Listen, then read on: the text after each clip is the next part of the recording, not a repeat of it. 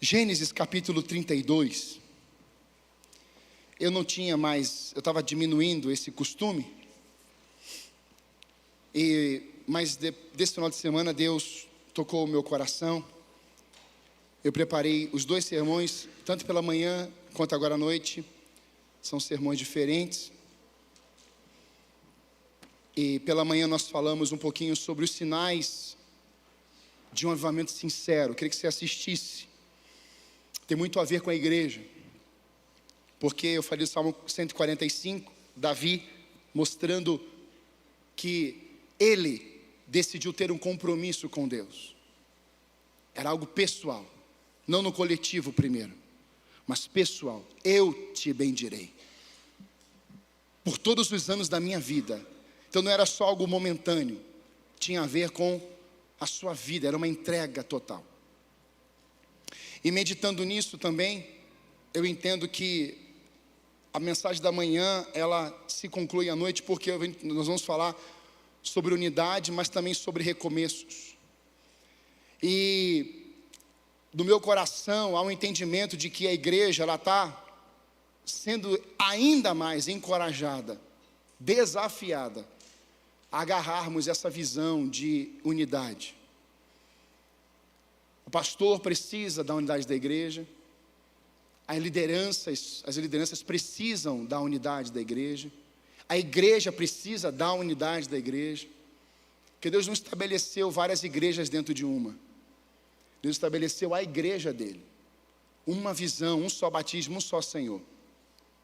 E eu queria reforçar isso com a igreja nessa noite, para que nós possamos sair daqui, depois da ministração da ceia, entendendo mais uma vez a preciosidade da unidade na sua vida com Deus, na sua casa, da sua família, e também mediante a igreja, e por que não falar na sociedade.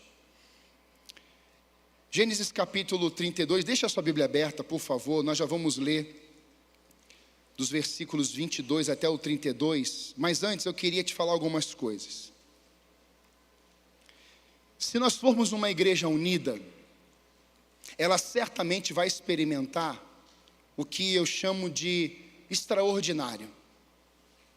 Se uma igreja decidir andar em unidade, ela vai experimentar coisas extraordinárias de Deus. É só você pensar na sua família. A família não tem carro, mas todo mundo trabalha. E aí alguém diz assim: eu não vou investir na nossa família para comprar um carro. O outro diz: eu também não vou.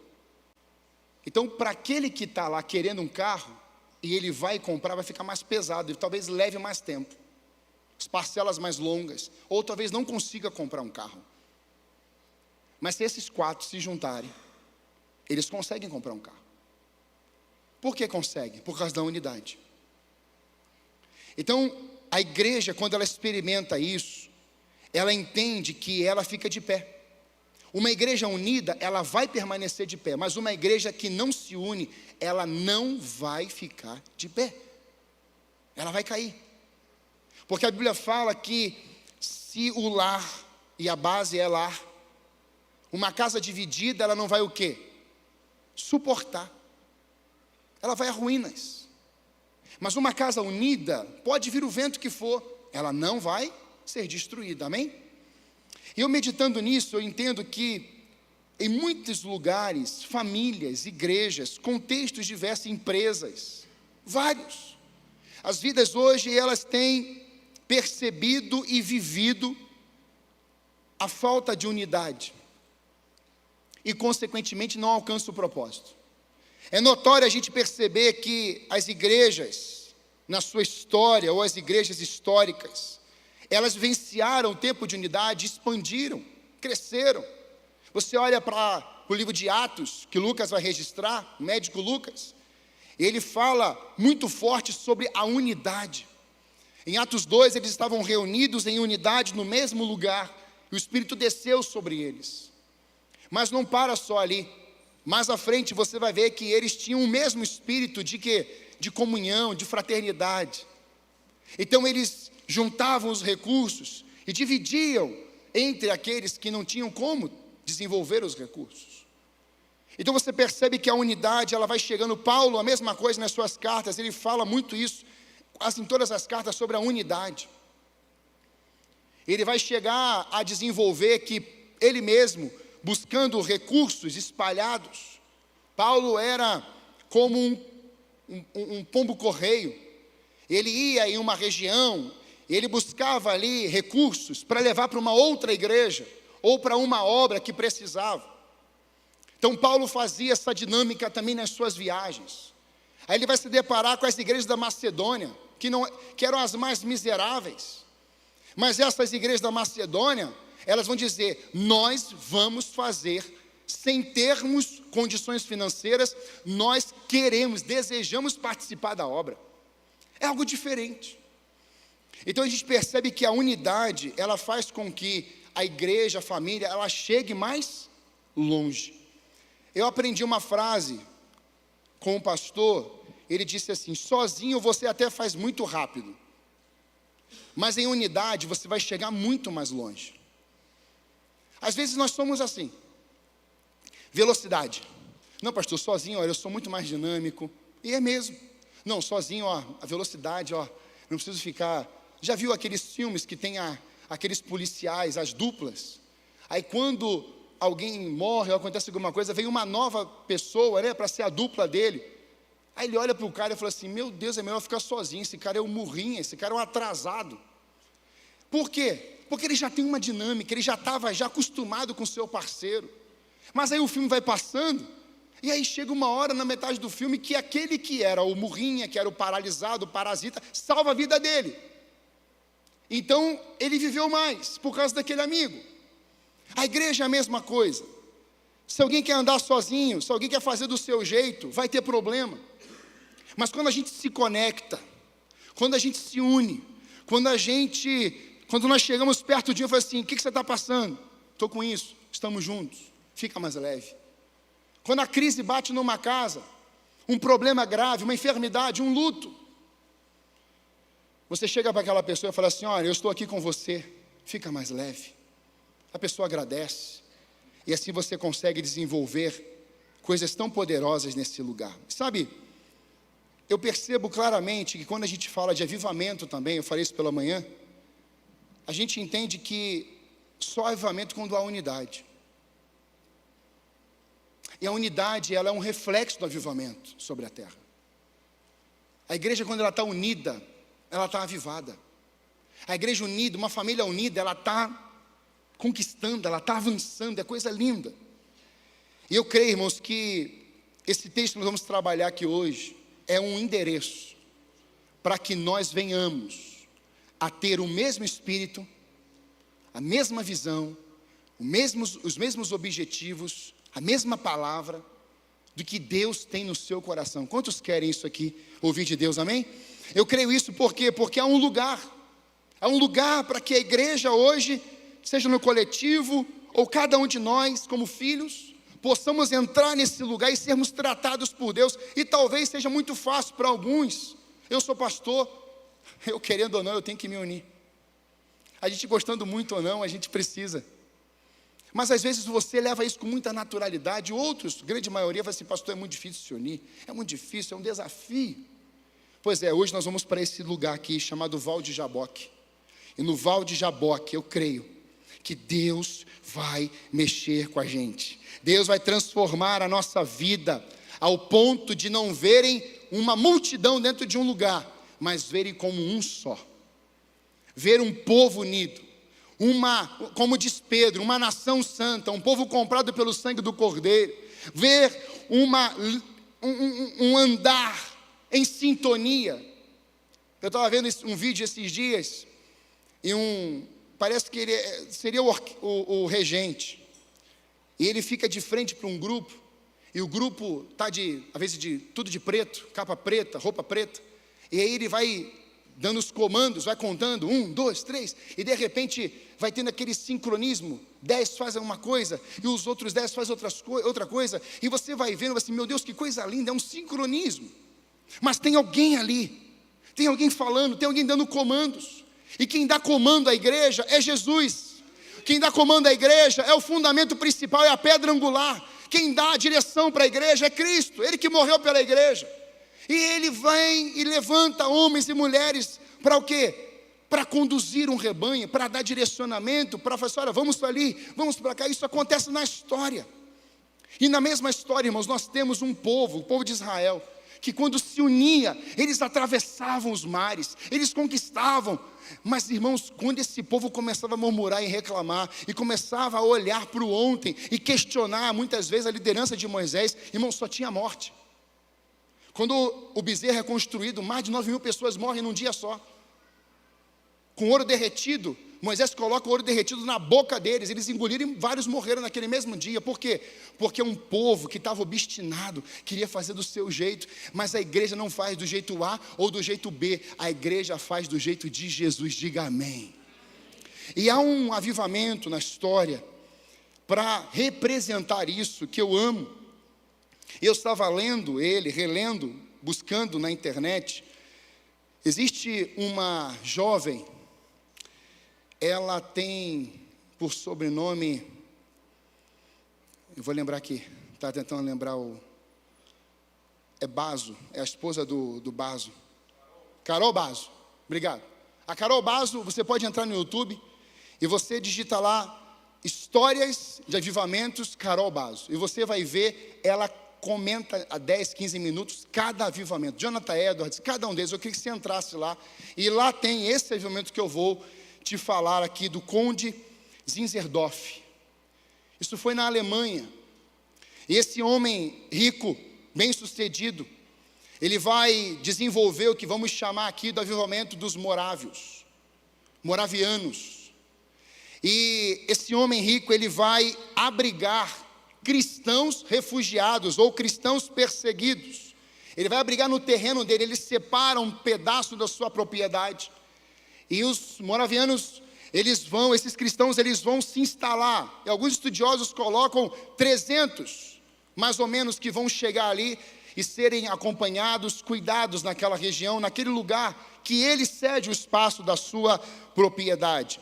A história vai contar isso, porque esse povo que estava agora sendo perseguido, alguém abre a porta da casa, ou um pedaço do campo, e coloca esse povo cristão lá dentro. E é interessante porque eu vendo e ouvindo um pouco desse testemunho, é notório a gente perceber que esse povo que está ali, eram de várias mentalidades religiosas. Como se nos dias atuais, um fosse da Assembleia de Deus, um batista, um metodista, um luterano, e assim vai. E aí, o Conde Zinzendorf, ele era jurista, então ele escreve um documento, e ele percebe a confusão que está lá no terreno. Imagina a cena, né? Batista, assembleiano, presbiteriano, metodista, num metro quadrado. Então começou a ter o quê? Eu peço desse jeito. O em línguas tem que ser desse jeito. Os mistérios tem que ser assim. O outro fala assim, mais tradicional. Temos que orar de joelhos. E aí quando ele toma conhecimento disso, ele vai lá e emite um documento e vai assim, olha, quem quiser ficar aqui, vai ter que se unir num propósito só. E o nosso objetivo é Jesus. É o Senhor, é o Deus Todo-Poderoso. Então todos eles assinam esse documento, esse termo. E olha que lindo, quando esse movimento começa a frutificar, vai surgir desse movimento a visão da oração também. Então eles começam a orar e oram muito. E sabe, irmãos, por causa disso aqui, há um desenvolvimento na vida de oração, que vai ser criado um relógio de oração. Como de 24 horas, o povo orando ininterruptamente. E vai levantar e vai construir o que chamamos da torre de vigia, ou a torre de oração. E sabe quantos anos essa torre, ou esse movimento, ele vai durar? Essa torre de oração? 100 anos, um século. Aconteceu com um homem, cedendo um pedaço da sua terra, para hospedar os perseguidos. Sabe, irmãos, em 1727, eles fizeram um culto para celebrar a unidade. Está registrado. Esse movimento cresceu tanto, por meio também da oração, que além da vida de oração, esse grupo, essa visão missionária se expandiu fortemente, e os morávios foram os precursores das missões modernas. Em uma das mensagens pregadas por eles, tinha muito a ver com o servo sofredor que eu preguei semana passada. E essa informação eu não sabia, eu aprendi com ela. A mensagem que esse povo começou a pregar em unidade era: existiu um servo sofredor. Então o que eles começaram a fazer? Eles começaram a se permitirem entrarem em lugares como escravos, para evangelizarem, a falar o nome de Jesus. Olha o que o avivamento faz. Eles permitiam serem vendidos, negociados, para que fossem escravos e lá fossem canais de transformação na vida de muitas pessoas. Sabe qual é o nome disso? Unidade no Espírito. E é isso que Deus tem para nós, amada igreja. Deus leva pessoas a lugares, e tem gente hoje que vai ser levada a lugares que ninguém quer ir. Eu queria que você aprendesse a fazer essa oração com Deus nessa semana. Senhor, qual é o lugar que o Senhor quer que eu vá? Senhor, qual é o endereço que o Senhor quer que eu pise? Quais são as pessoas que o Senhor quer que eu converse? Senhor, eu quero o teu roteiro e não mais o meu, porque eu quero estar em unidade com a presença do Senhor. Se o Senhor mandar ir para um lado, eu vou para aquele lado. Se o Senhor me direcionar para uma região, eu vou para aquela região. Se o Senhor mandar eu falar com alguém, eu vou falar. E às vezes nós não falamos, por quê? Porque nós não aceitamos aquele outro lado. Nós não aceitamos aquela vida. Nós não queremos mais um relacionamento com ela. E eu queria mostrar, com base na família de Jacó e Esaú, no caso a família de Isaac, dois irmãos que tiveram problemas, gêmeos, e nós vamos ver o que Deus fez na vida deles, amém? A partir do verso 22, na NVI, vai dizer assim: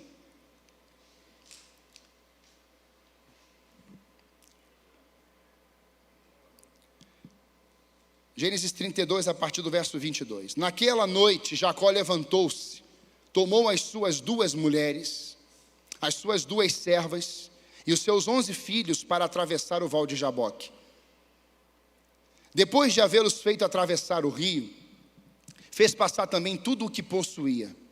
Então Jacó ficou sozinho. Diga assim: Jacó ficou sozinho. E um homem lutou com ele até o amanhecer. Quando o homem viu que não podia vencer, Jacó tocou-lhe na articulação da coxa, de forma que deslocou enquanto lutavam. Então o homem disse: deixe-me ir, pois vem o amanhecer. Jacó, porém, respondeu: não te deixarei ir, a não ser que me abençoes. O homem lhe perguntou: qual é o seu nome? Jacó respondeu. Então o homem disse: o seu nome não será mais Jacó, mas disse Israel, mas sim Israel, porque você lutou com Deus e com homens e venceu. Jacó prosseguiu: por favor, diz-me o teu nome. Ele, porém, respondeu: por que pergunta o meu nome? Então ele o abençoou ali. Jacó deu àquele lugar o nome de Peniel, pois disse: vi Deus face a face, todavia a minha vida foi poupada. Quando o sol se levantou sobre ele, atravessou Peniel, mancando por causa da coxa. Por isso, até o dia de hoje, os israelitas não comem o músculo ligado à articulação do quadril, porque nesse músculo Jacó foi ferido. Pai, nós temos alguns minutos para falarmos da Tua palavra. Eu peço a Ti que o Teu Espírito venha revelar a Tua palavra a cada coração, gerando mudanças e transformações. Trate-nos nessa noite no Val de Jaboque, em nome de Jesus. Amém. Irmãos, meditando nesse texto, a forma que eu entendi esse texto tem a ver com Deus tratando o coração de Jacó. O Senhor diz para ele voltar à sua casa para se reconciliar com seu irmão. Nós já vamos falar um pouquinho sobre essa confusão toda, mas ali no lugar que ele chama, e que ele o chama na sua presença, Deus queria fazer algo dentro de Jacó. Deus queria tratar o ser Jacó, o homem Jacó, a vida, aquela pessoa. O Senhor se revela a ele como um lutador. Eu queria que você pensasse nisso comigo hoje. Aquele que briga com ele a noite toda. Eu não sei você, mas ninguém suportaria hoje brigar com alguém, eu estou falando de briga mesmo, a noite toda. Você pode ser o Anderson Silva, Minotauro, você pode ser o Pelezinho, você pode ser quem for, você não aguenta. Você vai falar assim, socorro. Se você não perder antes, você já grita, você bate lá. Matei, não aguento mais. E diante disso, eu entendo que Deus, ele se revelou dessa forma para Jacó, com o intuito de tratar as guerras e as batalhas dentro de Jacó. Eu penso que Deus estava se revelando como um lutador contra Jacó, para tratar o coração daquele homem, ao ponto dele experimentar uma reconciliação com seu irmão de sangue. Diga assim, irmão de sangue. Cada um de nós aqui que recebeu Cristo como Senhor e Salvador, somos irmãos de sangue também. Porque o sangue de Cristo está sobre os seus, amém? Então, diante disso, eu percebo claramente que a dinâmica de Deus, ao se revelar a Jacó, e nesse contexto aqui, algumas versões falam homem, Deus, vamos pegar a figura de Deus agora. Deus vindo e tendo um fight com Jacó. Eu queria que você compreendesse que é óbvio, isso aqui não é no braço, literalmente falando. Mas imagine agora, uma pessoa indo para o braço, lutando contra Deus. Na força do braço, eu vou vencer Deus. Você consegue vencer Deus? Olha, mas a gente vai ver algumas coisas aqui na vida de Jacó que nos surpreende. Há guerras em nossos corações que impedem a visão da unidade. Diga assim, há guerras em nossos corações que impedem a visão da unidade. Deus quer nos levar hoje, irmãos, a esse endereço chamado Val de Jaboque, para revelar os conflitos, as crises ou as guerras dos nossos corações, que nos impedem de sermos um só povo, uma só tribo, uma igreja, com um só batismo, com um só Senhor, e assim revelarmos que há apenas um Deus sobre nós. Essas ações cairão hoje, irmãos, por terra dentro de você, cairão por terra dentro da sua casa, vai cair por terra na sua empresa. Você está dizendo amém? Amém? Vai cair por terra aqui, inclusive. Porque na igreja, no corpo de Deus, tem que existir unidade. Diga amém. Porque eu já acabei de falar para você, uma igreja que não anda unida, ela não prevalecerá.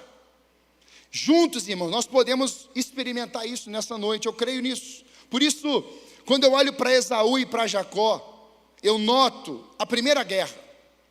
E você sabe que, eu vou falar um pouquinho, eles são gêmeos. Esaú nasce primeiro, é o mais velho, é o ruivo, é o peludo. Mas logo na sequência, após já Esaú sair do ventre, está Jacó segurando o calcanhar dele. Isso nos chama a atenção. É engraçado, né? Porque às vezes a gente se transportar para os dias atuais. Quem aqui já teve uma briguinha, nunca brigou com irmão, com irmã de sangue? Vai assim com a mão, nunca brigou com irmão de sangue. Se você levantar a mão, você é um anjo. Não é? É um anjo do Senhor. Tem que me ensinar aí, quem levantou a mão aí, me procura no final, porque nós precisamos aprender. Porque, irmãos, para mim é impossível. Irmão de sangue, então, ainda mais se forem os dois homens, porque daí pega a tua camisa, usa a camisa. Eu tenho dois irmãos, né, adotados, um pastor, o Maurício, e o outro voltou para o Rio de Janeiro. Irmãos, quando o meu irmão, esse que voltou para o Rio de Janeiro, usava minhas roupas, irmãos, quando ele acabava de usar as roupas, o bendito, era tão bendito, que ele colocava a roupa no guarda-roupa. Só que daí eu chegava, eu ia tomar banho, quando eu voltava, eu olhava assim, Júnior, cadê a camisa que você usou? Está no guarda-roupa. Aí eu abri o guarda-roupa, podre. Eu falei assim, meu filho, o que você tem aí? Como é que é o nome disso aí? Você conhece um negócio chamado desodorante? Uma coisa extraordinária que fizeram. E aí pegava a camisa, minha mãe lavava assim, ó, né, colocava assim. Às vezes ela brincava assim, olha, quem usou essa camisa deve estar sem tomar banho uns 3 meses. E colocava lá para a roupa. E você acredita que o meu irmão adotivo não tomava banho direito? Pastor, como é que o senhor sabe disso? Casos familiares. Irmão, nossa vida é um livro aberto. Diga amém. E você conta também os podres aí, tá bom? A gente estava percebendo que o Júnior não estava tomando um banho caprichado. Justamente por causa das camisas. Cheirinho. Irmão, não filma isso não, hein? Pelo amor de Deus, hein, tá? É só aqui, nem gravar áudio. É só aqui, tá no ouvido? É verdade. Olha, o Espírito Santo soprou aí. Depois você edita aí, tô brincando. Mas diante disso, ele estava lá, com aquele cheiro, né, importante. E aí eu falei assim, pai, tem um mistério no Júnior aí. Ele falou assim, eu também acho. Pai, eu estou achando que ele não está tomando banho não. Meu pai falou assim, eu também acho. Eu disse, como é que a gente vai pegar? Aí o Júnior tinha mania de entrar no banheiro, trancar a porta, e ele começava a cantar. E a gente, nossa, que adorador, né? Um Davi, né? Oxe. E ele entrava e começava a cantar. E aí, a água descendo, né? E eu falei assim, pai, eu estou ouvindo o barulho da água. Será que esse menino está tomando banho mesmo? Aí eu fui pelos fundos, entrei, eu falei assim, vai lá, pega a escada, sobe na janela. Isso é Baixão Brito, hein? Isso é Baixão Brito, hein? Subi a escada, estava o Júnior, o chuveiro aqui, caindo, e o Júnior aqui, ó, Senhor, te quero. Aí eu dei um berro, pai, ele não está tomando banho não, chama ele, chama a atenção dele. Eu falei assim, Júnior, o Gemerzão, ele quase saiu do corpo, você não está tomando banho direito. E aí ele teve que tomar banho, abriu a porta, meu pai falou assim, se você não tomar banho direito, eu vou te dar banho, um marmanjo desse aí. Sabe, irmãos, às vezes a gente brinca, a gente traz isso, mas são conflitos, são guerras. Tem gente que não quer passar pelo processo da santificação, da purificação, e está achando que Deus não está vendo, está achando que Deus está longe, mas Deus está vendo tudo, Deus conhece, Deus sabe. Por isso, entre os irmãos, Esaú e Jacó, teve uma confusão e das bravas. A primeira guerra, o primeiro conflito que eu vejo na vida desses dois irmãos aqui, é a guerra que começou no ventre. Diga assim, a guerra que começou no ventre. Então vamos pensar nisso, e eu separei em duas partes. Põe para mim Gênesis 25, 19 a 34, talvez não leia tudo, mas só para você entender, a guerra que começa no ventre. A primeira crise, o primeiro conflito aqui tem a ver com Rebeca, ela é estéril. E a esterilidade era um problema muito sério, como é hoje também, mas naquele tempo a mulher não era nem contada. A mulher, ela, quando tinha alguma enfermidade, alguma limitação, ela já era colocada, já excluída. Então a primeira coisa que acontece aqui, o conflito dentro desse relacionamento familiar, é um ventre estéril. É uma dificuldade de gerar filhos. E Rebeca não podendo ter filho, logo tem o quê? Uma crise na família, um conflito familiar. Uma mulher estéril, ela sofria todos os dias. Por quê? Porque a mulher séria, ela quer casar e ter uma família. A mulher também, ela diz assim, eu quero ser mãe. Eu quero cuidar de alguém, nem que não seja um filho biológico, mas talvez adotar alguém. A pessoa, ela quer isso. E a Rebeca não era diferente, mas ela não podia. E aqui nós temos uma ação que eu queria destacar nesse primeiro momento. Olha que coisa linda esse texto. Este é o registro dos descendentes de Isaac, filho de Abraão. Abraão gerou Isaac. Ele tinha 40 anos quando se casou com Rebeca, filho de Betuel, o arameu de Padã-Arã, irmã de Labão, também arameu. Isaac orou ao Senhor em favor da sua mulher, porque era estéril. O Senhor respondeu a sua oração e Rebeca, a sua mulher, engravidou. Agora presta atenção. O problema está aqui, o conflito. Um ventre estéril. Mas quando eu olho para essa cena, eu percebo que tem um sacerdote e dos bons dentro de casa. Tem um homem de Deus nesse lar. O primeiro problema que ele percebeu de ter ali um ventre com crise, um ventre onde havia um conflito, onde havia uma turbulência, é o sacerdote saber ler. É o sacerdote perceber que há um problema grave no ventre da sua esposa. Ela não podia ser mãe. Irmãos, ele poderia investir em tantas coisas. Ele poderia adotar. Ele poderia chamar um sobrinho de filho. Ele poderia fazer tantas outras coisas. Mas esse homem, ele decide fazer algo de uma forma exponencial. Que é o quê? orar pela sua esposa. Sabe por que muitas mulheres hoje não estão sonhando mais? É que não é mais o nascimento ou gerar um filho biológico, uma criança mesmo, um feto. Sonhos espirituais. Por que tem muita mulher hoje casada que não consegue mais sonhar os sonhos de Deus? Porque ao invés do marido saber ler, ter discernimento para abençoar a vida dela, ele arrebenta com ela. O Senhor respondeu a oração de quem aqui? Diga Isaac. Agora você sabe que Sara era estéril, Rebeca estéril, Raquel estéril. É uma geração aonde nós temos a geração de Abraão, de Isaac e Jacó, e todas as suas esposas eram o quê? Estéreis. Essas três, obviamente. E a grande questão é, o que esses homens fizeram?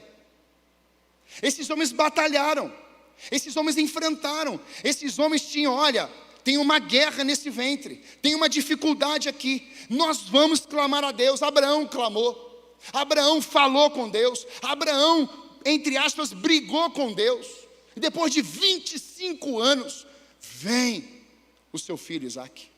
Da mesma forma, irmãos, Isaac está aprendendo com o pai. Como é que meu pai lidou com a minha mãe estéril? Lidou o quê? Orando por ela. Então eu também vou levantar um altar de oração. Então, irmãos, eu penso aqui que Isaac só não colocou a mãozinha na barriga da Rebeca. Isaac tinha palavras sendo declaradas sobre a vida da sua esposa. Quer ver uma mulher frutífera? Quer ver uma mulher em pleno funcionamento, cumprindo propósitos? Homens, os homens casados e noivos que vão casar, fiquem de pé, por favor.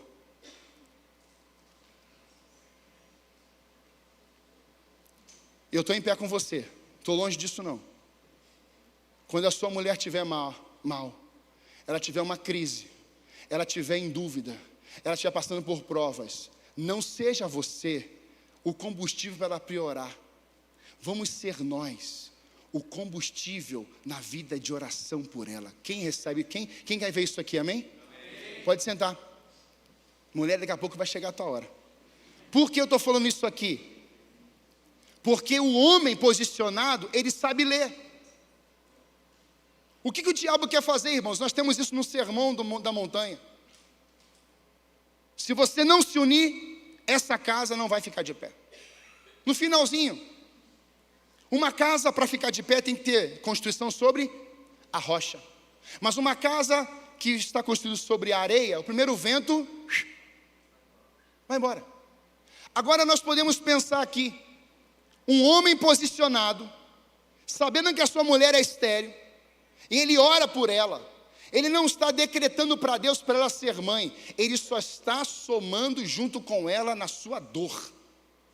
Ele fala assim: Senhor, eu creio que o Senhor é o Deus da vida, e o Senhor pode gerar vida nesse ventre.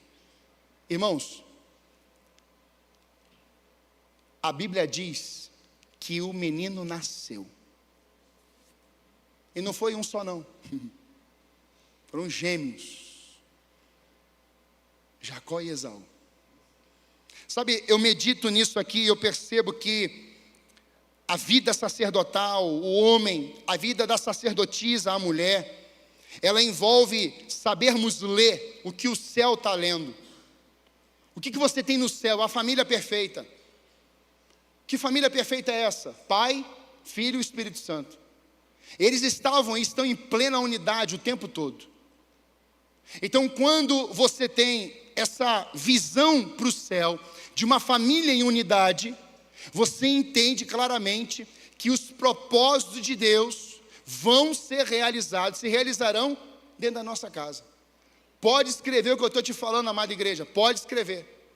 Se uma casa for unida, no tempo da maior crise financeira que você poderá experimentar, o dinheiro vai chegar, o recurso vai bater na tua porta. Eu me encanto, falei pela manhã, repito aqui, eu fui almoçar sexta-feira lá no restaurante do James, comida maravilhosa, vai lá, é muito boa. E eu estava almoçando lá, e eu estou olhando, estou procurando a mãe, cadê a mãe do James? Não estou vendo, James, cadê sua mãe? Ah, está chegando aí. Eu disse, então tá bom. Quando eu chego, está vindo ela com uma tropa. Aí ela me viu na mesa e foi lá. Oi, pastor, tudo bem? Tudo bem? Já atendo o senhor. E nisso a família, com 4 pessoas, sentaram assim na mesa ao lado. E essa família começou. Está vendo o nível do lugar? Olha isso. Aí eu já, não curioso, já fiz assim, ó. Se falar mal, já vou aqui mandar uma rajada de fogo, né? Ovelha a gente tem que cuidar, não é verdade, irmãos? E aí eu estou olhando assim, olha o nível do lugar, que lugar lindo. Eu falei assim, tá bem, tá se comportando. E aí eu estou ouvindo isso, nossa, mas olha, vamos pegar comida. Aí começou a pegar comida, começou a comer, nossa, que comida maravilhosa. Aí daqui a pouco vem a Elaine, né, o nome dela, a Elaine vem e fala assim, pastor, vou falar bem baixinho aqui, tá? Você sabia que esse povo que está do seu lado, foi eu que arranquei da rua e trouxe para cá? Falei, como é que é? Eu estava panfletando para o restaurante do meu filho. Falei, como é que é? Eu estava panfletando. Aí eles chegaram de São Paulo de carro, pararam no sinaleiro, e eu olhei para aqueles 4 e falei assim, vocês já almoçaram, amados? Aí todo mundo falou assim, meu Deus, tomamos um susto. Ela falou assim, tem um restaurante esperando vocês, e a comida lá é do céu. Irmão, eu nem crente ou não crente, eu quero saber que comida tem no céu, eu vou entrar lá, irmão. Você não vai também não? A gente vai, irmão. Olha o nível, pastor, o que tem a ver isso com a mensagem? Unidade familiar, uma mãe unida junto com o seu filho. Obrigado pelo amém, amém. Por que, irmãos? Porque ela poderia dizer assim, está dando aí mais ou menos? Se vira, filho, se vira, corre atrás do prejuízo agora. Não, irmãos, ela não está só falando, ela está dizendo assim, eu vou ajudar, eu vou estar junto com você, você vai ficar aqui recebendo as pessoas, mas eu vou lá no carro, nem que eu pegue pelo pescoço, eu pego pelo braço, eu vou levar no colo, mas eu vou trazer gente para cá, porque havia uma unidade, você está entendendo? Irmãos, e se nós nos unirmos aqui como família espiritual? Como é que fica? Você vê alguém que está a passos largos indo para o inferno, e você fala assim, ei, vem cá, quero te apresentar um restaurante celestial, um alimento que você não comeu em lugar algum, uma água que você não provou em lugar algum, você vai poder sentar à mesa, uma mesa gloriosa, e você não faz ideia que na mesa está sentado o Rei dos Reis, Senhor dos Senhores, Ele é grande, Ele é poderoso, Ele é majestoso, Ele é bom, Ele é maravilhoso, eu quero te levar nesse lugar, aleluia. Irmãos, do mesmo jeito que aqueles 4 tiveram uma experiência naquele lugar, comendo comida normal. Eu tenho ouvido testemunhos de pessoas chegando aqui, como eu ouvi na quarta-feira na célula, pastor, nossa família chegou aqui destruída, nossa família está de pé. Sabe por que ela está de pé? Porque Deus interviu, mas porque você acolheu, você recebeu, você abraçou, você cuidou. Diga glória a Deus. Você está participando dessa obra em unidade? Homens foram chamados para intercederem por suas esposas, mas os filhos também foram chamados para cuidarem dos seus pais. Irmãos, com ou sem crise, férteis ou estéreis, quando tudo vai bem ou tudo vai mal, na bonança ou nos agitos, na doença ou na saúde, na alegria ou na tristeza, na fartura ou na escassez, permaneça unido e unida no seu lar. Permaneça unido lá. Eu trago isso para a igreja. Mesmo no tempo da tribulação, no tempo da dificuldade, no tempo da crise, a igreja deu uma grande resposta no período da pandemia, como o Eric trouxe aqui. Estávamos num outro endereço, mas a pandemia chegou. E houve um medo para tudo que é lado. Mas como eu falei pela manhã, eu peguei meu carro e fui para um parque. E lá eu fiquei um bom tempo. Falei assim, Senhor, será que nós erramos? Porque o Senhor não erra. Será que nós entendemos errado? Porque o Senhor não falha. Senhor, como que vai ser a partir de agora? Se revela a mim. Eu falava com Deus. E teve uma hora que Deus começou a falar assim, agora você para de falar e só me ouça. Quando eu te chamei, não foi para você plantar uma igreja. Quando eu te chamei, você não era nem nascido no ventre da tua mãe.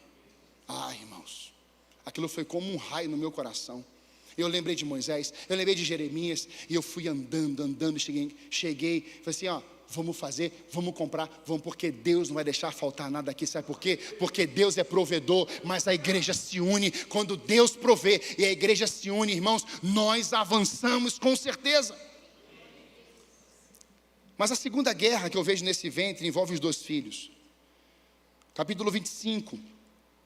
o verso 22. A Bíblia diz que eles começaram a brigar no ventre materno. Sabe, houve um dia que Rebeca começou a sentir dores, cólicas, fortes. E ela começa a orar ao Senhor. Olha aqui, mães, ou futuras mães, mulheres. As mulheres, por favor, pode ser mãe ou não, fica de pé, agora é a sua hora. Não, muito bom. Eu estou vendo mulher sentada, não, você vai ficar de pé, vai, é só para exercitar. Vou até tomar uma aguinha para, né? Mulheres, olha o que a Rebeca vai fazer. Coloca para mim 25, verso 22. Os bebês lutavam dentre si, dentro dela.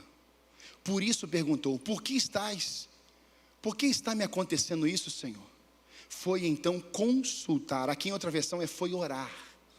E, amadas, você que tem às vezes um agito, as guerras no seu interior, não fique brigando com ninguém. Não vai para o fight. Vai para o lugar secreto, onde a gente chama o quarto escuro. Vai lá. Sabe o que essa mulher fez? Tinham duas nações brigando já dentro. Olha o tamanho dos problemas. Não eram as crianças, eram as nações que estavam brigando dentro dela. Não tinha a ver com ela, eram os filhos dela, mas estavam dentro dela. Tem coisa que Deus vai gerar em você que não vai ser algo para você pensando assim, nossa, isso aqui vai ser muito bom, vai ser café com leite. Não, vai ser algo difícil. Mas permaneça, porque tudo que Deus gera, Deus conclui. Quando Deus está gerando em você, por mais que as lágrimas desçam, por mais que o dia mal seja real, entenda que quando Deus está gerando, é para grandes coisas, são propósitos do Senhor. Você recebe isso, mulher? Pode sentar. Então consulte o seu Deus. Deus lhe disse, duas nações estão no seu ventre, lutando por poder. E às vezes, irmãos, isso acontece na família, na igreja, na empresa, no trânsito, no dia a dia. Pessoas que parecem crianças brigando dentro de si. Não sei, nunca viu isso? Só eu, talvez. Você já viu criança brigando? É meu. São brigas por territórios, brigas por brinquedos, são brigas pelos desejos pessoais, são brigas aonde o projeto é meu, não nosso. O projeto veio em mim. Eu sou pastor sem a Débora aqui, perdido, ela falta um culto às vezes, questão de saúde, vai pregar fora, eu fico assim, Espírito Santo, estou te acionando aí porque o Espírito Santo 2 não veio hoje não. Eu fico às vezes perdidinho. Mas às vezes as pessoas falam assim, não, mas o projeto é meu, vai ser do meu jeito. Aí, irmãos, quando nasce Esaú, ruivo, peludo, ele vai nascer segurando ali, sendo segurado pelo calcanhar, segurado por Jacó. E sabe o que significa o nome Jacó? Alguém fala assim, o nome de Jacó é enganador. O nome Jacó significa aquele que agarra o calcanhar. É como alguém que pega o calcanhar para passar para trás. Sabe disso? Então não é uma questão de ser enganador. A questão toda é que ele é consciente do que ele está fazendo para passar a pessoa para trás. Essa imagem, essa cena pode nos representar muitas vezes. Nós nascemos em pecado. A Bíblia diz, em pecado concedeu minha mãe. A Bíblia diz que todos pecaram e destituição da glória de Deus. Então o que acontece desde criança? Você já reparou que algumas crianças, não é que elas sejam assim maldosas, não, é o pecado mesmo, como você foi. E aí vem aquele instinto, né? Aquela coisa egoísta, maldosa. A pessoa vai sentar na cadeira e a pessoa puxa a cadeira. Veja que coisa saudável de fazer, né? Que coisa difícil. A criança está brincando com a outra e de repente ela pega e pá! Ou morde. Quem tem filho na escola, teve na escola que o seu filho foi mordido por outra criança ou seu filho mordeu alguém. Eu te confessar pecado aqui. Tem aí alguém? Tem, claro que tem. Sofreu bullying.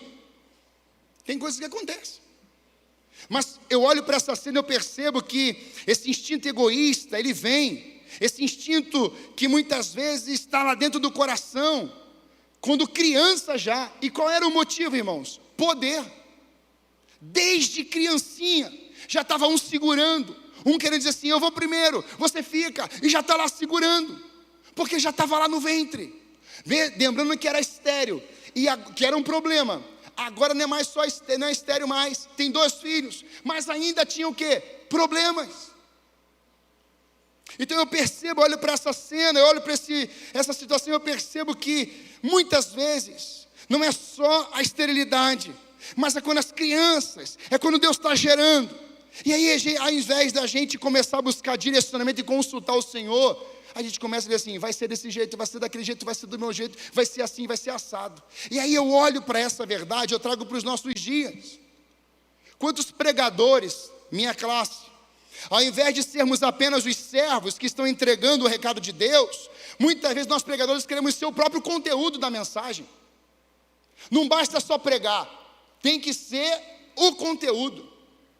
Não basta só servir a Deus, quer servir a Deus, mas quer ser o maioral, o bem-sucedido, o top das galáxias. Não basta só pregar o Evangelho. O banner tem que estar com a foto. Nada contra, meu também, meu rosto, às vezes vem vários banners, né? Mas existe o que eu chamo de prioridade. Eu chamo de motivação. O pastor Hernando Dias Lopes disse a seguinte frase: o pregador não é a fonte da mensagem, o pregador não é a origem da mensagem, o pregador entrega a mensagem, ele é apenas servo da mensagem, ele não prega as suas ideias, mas prega a palavra de Deus. Deus não tem compromisso com as palavras do pregador, Deus tem compromisso com a sua. Você está entendendo? Então, o dia, irmãos, que eu chegar a cometer esses deslizes, pode me aposentar, porque o conteúdo não é o João, o conteúdo não é a pastora Débora, o conteúdo não são os líderes, o conteúdo se chama Evangelho, é o poder que transforma vidas. Então, quando eu olho para isso, não para nos pregadores, pastores, lideranças, não, vem para o quê? Como, por exemplo, a equipe de adoração. Ao invés de adorar, confundimos tudo com um mercado gospel. Agora a minha música vai sair. Para tudo. Agora vai ser top das galáxias. Agora faz na mídia, patrocínio. Sabe qual é o nome disso? Esaú e Jacó brigando um dentro do outro. A gente tem que fazer desse jeito, porque daí o outro lá, está vindo lá, o outro está vindo lá, está vindo aqui, está vindo lá. Escrevi uma canção. Aí a pessoa fala assim, nós temos que gravar, nós temos que fazer, tem que ser desse jeito, tem que produzir, e tem que. A pergunta é, consagrou a Deus quando? Consagrou quando? Aí, irmãos, a gente começa a ver umas aberrações. A música é da fulana, mas aí eu vou lá, eu vou regravar ela, mas eu não vou pedir autorização. Não, quem escreveu? Foi a Adri. Aí o Johnny falou assim, você que escreveu? Interessante, deixa eu dar uma olhadinha aqui. Aí ele vai lá e registra no nome dele. Misericórdia. Queima tudo. Você está entendendo onde que a gente vai? São as brigas, é o poder. Isso sabe onde é que estava, irmãos? No ventre. Sabe? Luz, câmera, ação. Meu Deus, 8h26. Deus nos chama no Val de Jaboque hoje, porque Ele quer transformar a nossa mentalidade, o nosso coração.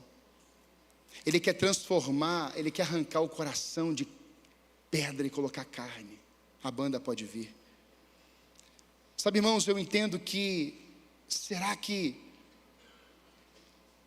a gente não pode simplesmente, às vezes, só levantar as nossas mãos aos céus e dizermos, Senhor, obrigado, porque eu estou vivo. É o adorador. É aquele que exalta o nome de Deus.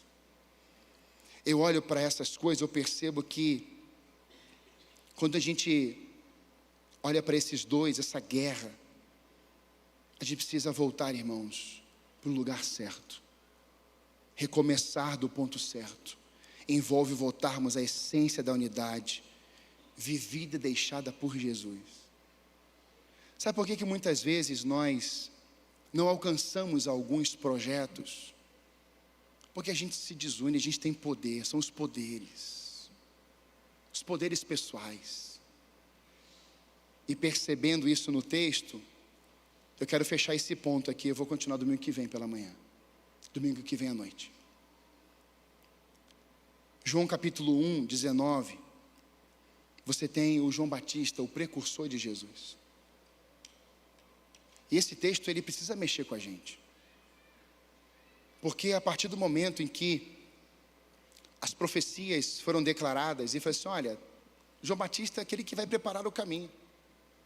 E ninguém disse que ele era o caminho. Vai falar que ele era o precursor. Ele só era a voz, anunciando aquele que viria. Irmãos, aqui entre nós, você já imaginou a cena de João Batista? Gafanhoto, mel silvestre, roupa de pelo de animal. Que ibope ele tinha, irmãos? Qual era o ibope? Zero. Sua cabeça vai parar numa bandeja. Ibope zero. Mas alguns vieram para ele e falaram assim: João Batista, quem é você? Tu és Jesus? Você é Jesus? Você é Elias? Quem que você é? Irmãos, ele podia dizer: eu sou Jesus. Eu sou o bom. Eu sou o cara que vai resolver os problemas de vocês. Mas João Batista fala assim: eu só sou a voz do que clama no deserto. Quem estava clamando em João Batista? O Senhor, o Deus Todo-Poderoso. E João Batista estava só dizendo assim: olha, eu sou só a voz. Ou seja, eu sou só o instrumento que está tocando aqui. Quem está fazendo tudo é Ele. E aí ele vai falar assim: olha, está vendo aquele lá? Aquele lá é o Cordeiro de Deus que tira o pecado do mundo. Eu estava falando para vocês isso ontem. Agora é aquele lá. E João Batista está apontando. Ou seja, João Batista não quer guerra. João Batista não quer ser o maioral. João Batista não quer ser o melhor de todos. Mas Jesus fala assim: nascido de mulher, não houve homem igual a João Batista. Quem foi que elogiou ele, irmãos? O Cristo. Então há uma declaração para nós hoje. Quer evitar guerras? Elogie. Quer evitar guerras? Honre. Quer evitar guerras? Abençoe. Quer evitar guerras? Fala assim: olha, eu estou aqui só para te abençoar. Mas pastor, essa pessoa não cheira bem, essa pessoa é estranha. Só abençoe. A igreja foi chamada para abençoar. E quando a igreja abençoa, amada igreja, ela cresce. Quando a igreja abençoa, ela expande. A tenda vai ter que se alargar. Agora vive brigando. Veja lá na sua família. Deus quer gerar sonhos lá dentro, mas tem uma guerra lá. Aí você fala assim: eu não vou perdoar, eu não vou liberar, eu não vou investir. Sabe o que vai acontecer? Você vai ficar estéril. Não vai nascer nada. Mas quando você para e você começa a exaltar o teu Deus, glorificar o nome dEle, ao mesmo tempo que você está adorando esse Deus, Deus poderá começar a gerar sonhos no teu interior. Deus poderá gerar sonhos no teu ventre espiritual. Porque você não está dando voz para a guerra no teu ventre espiritual. Esaú e Jacó brigam. Mas Deus vai tratar Jacó agora aqui no Val de Jaboque. Ele diz que passa a família dele no riacho, passa as coisas, e o texto diz que ele fica sozinho com Deus. E Deus fala assim: Jacó, agora nós vamos batalhar aqui. No Val de Jaboque, irmãos, nós somos transformados. Por quê, pastor? Porque Deus fala assim: qual é o seu nome? Ele fala assim: meu nome é Jacó, aquele que segura o calcanhar dos outros. E Deus batalha com ele, toca na coxa dele, ele fica manco. E Deus fala assim: a partir de hoje, você não é mais Jacó. A partir de hoje, você é Israel. E aí, sabe, irmãos, é linda a história, porque Jacó agora, tratado por Deus, tem o seu nome transformado, amém? E ele está voltando, agora depois de quase 20 anos, voltando. E antes dele chegar de frente com Esaú, para restaurar essa unidade, ele manda o quê? Presentes. A primeira coisa que ele faz, irmãos, depois de buscar Deus, ser tratado por Deus, é presente. Você tem dado presentes para alguém? Sem interesses, é claro. Qual foi o último presente que você deu para alguém? Qual o presente que a igreja está dando para os moradores aqui? Irmãos, esse homem transformado, com o nome transformado, identidade transformada, ele podia fazer só ir, ele só podia ir. Mas ele falou assim: eu vou mandar presentes para ele. Porque também ele temia. Vai, como é que está Esaú? Esaú tinha dito lá atrás que ia matar Jacó. Então ele manda presentes. Irmãos, o texto mostra para nós que quando Jacó foi andando, a notícia que chega é: Jacó, Israel, tem 400 guerreiros de Esaú aí te esperando, vindo na tua direção. O que você faz? Vamos recuar, vamos embora. Quero mais unidade não. Por quê? Porque tem batalha. Tem situações que você vai ter que enfrentar no caminho de volta. Ah não, pastor, eu começo a chegar perto da pessoa, a pessoa está me olhando torto, ela já está falando um monte de coisa. Não para. Ele protege a família e ele vai. Irmãos, o texto diz que quando Esaú viu Jacó, começou a correr. Esaú abraça Jacó. Esaú beija Jacó. E ali, irmãos, o que era guerra, agora é tempo de paz. O tempo da unidade chegou. Ah, irmãos, é lindo isso. Porque agora, irmãos, o que era uma divisão, que tinha interesse, o que era briga, o que era segurar do calcanhar, na identidade transformada em Jacó, agora havia um espírito de unidade. Deus está chamando a gente aqui como igreja, como famílias, para o Val de Jaboque. As diferenças, irmãos, elas têm que cair por terra. Os poderes, as rivalidades, os estilos, nós temos que olhar só para Cristo. Amém? Então, para Cristo a gente tem que olhar. Por quê? Porque nós temos aqui os dois elementos.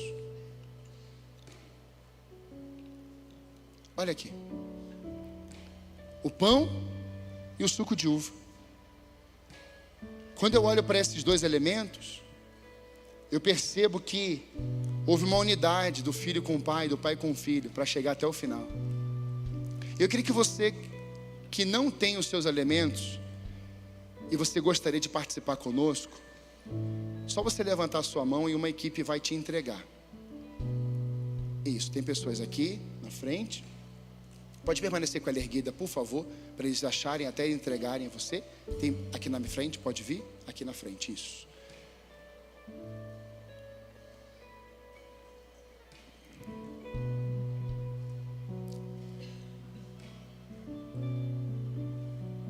Pronto. Mais alguém? Só levantar. Todos? Amém. Eu queria que você olhasse para esses elementos aqui. E Jesus fala assim: olha, vocês vão fazer isso em memória de mim. Mas aí você fala assim: mas pastor, eu briguei com Deus essa semana. Eu pequei. Eu vacilei. Então agora feche seus olhos. E começa agora a lembrar do convite dele. Vinde a mim.